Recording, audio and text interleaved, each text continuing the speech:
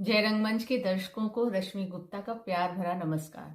प्रस्तुत है हमारा साप्ताहिक कार्यक्रम बातें फिल्म। जिद्दी हिट हुई, हिट ही नहीं बहुत हिट हुई। देवानंद साहब का भी करियर खुल गया उसमें, और प्राण साहब भी विलन एस्टैब्लिश होने शुरू हो गए।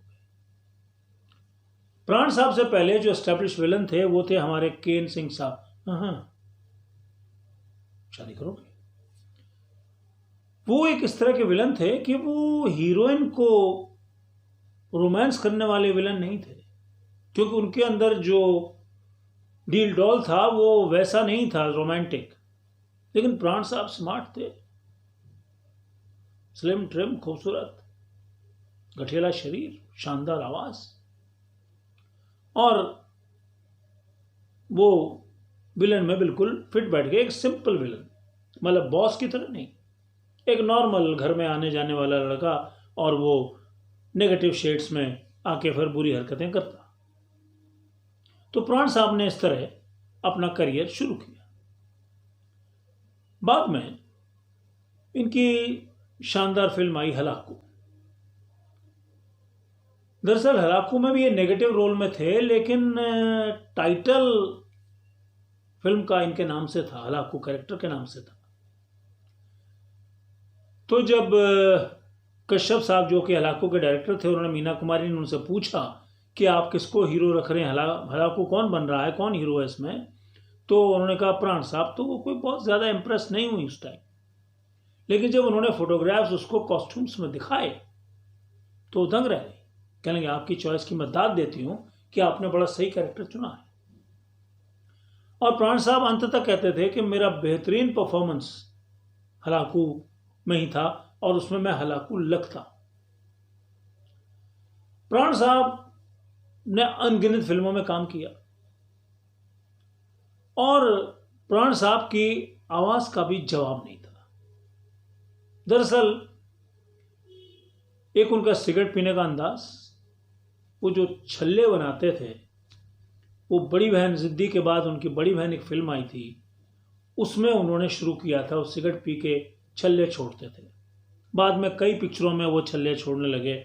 और एस्टैब्लिश छल्ले जो है, मेरे ख्याल में अदालत फिल्म है जिसमें प्रदीप कुमार और नरगिस जी थी उस युग में, अमिताभ बच्चन साहब वाली अदालत नहीं, उसमें उन्होंने वो छल्ले काफ़ी छोड़े थे। प्राण साहब ने दिलीप कुमार साहब के साथ भी काफ़ी फिल्मों में काम किया, लेकिन अपना असली परिचय अभिनय का उन्होंने मधुमती में दिया।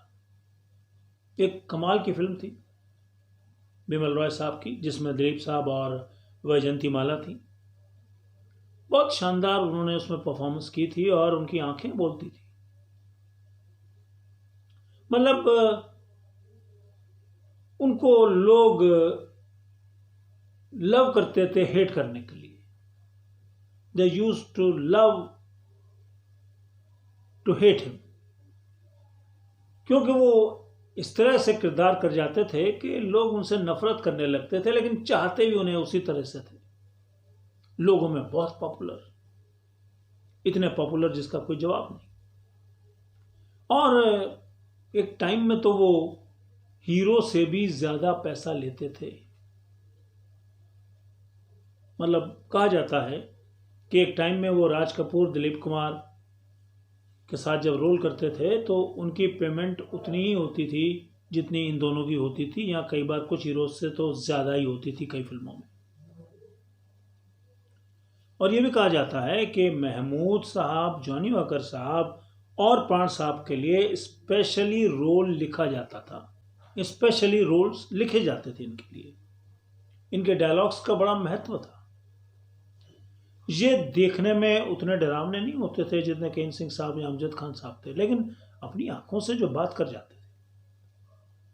शम्मी कपूर के साथ इनकी फिल्में देखिए, कश्मीर की कली वगैरह, और जिस तरह से ये अपने रोल में अपने आप को ढाल लेते थे, एक अलग बॉडी लैंग्वेज देके, अलग तरीके से बात करने का अंदाज लेके, वो भी बड़ा कमाल का होता था। साउथ की कई पिक्चरों में उन्होंने रोल किया, राज तिलक वगैरह। मूछें रखने के बड़े शौकीन थे, तलवार कट मूछें भी काफ़ी रखते थे। कुछ फोटोग्राफ्स हम आपको दिखा रहे हैं, उनमें देखिए किस तरह के वो उनके पोजेस होते थे।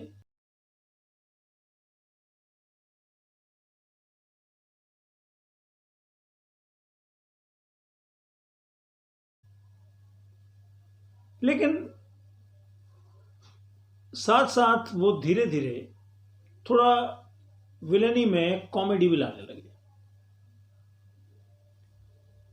और वो चीज़ लोगों को पसंद आने लगी। इस चीज़ को बाद में प्रेम चोपड़ा साहब ने भी फॉलो किया,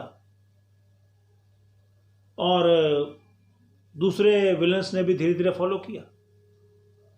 लेकिन जो सक्सेस प्राण साहब को हर रोल में मिली, उसका जवाब नहीं। तो आपको हमारा ये एपिसोड कैसा लगा? अगर अच्छा लगा तो प्लीज़ उसे लाइक करिएगा, कमेंट करिएगा, और हाँ, अगर अभी तक चैनल को सब्सक्राइब नहीं किया है तो सब्सक्राइब करिए। धन्यवाद।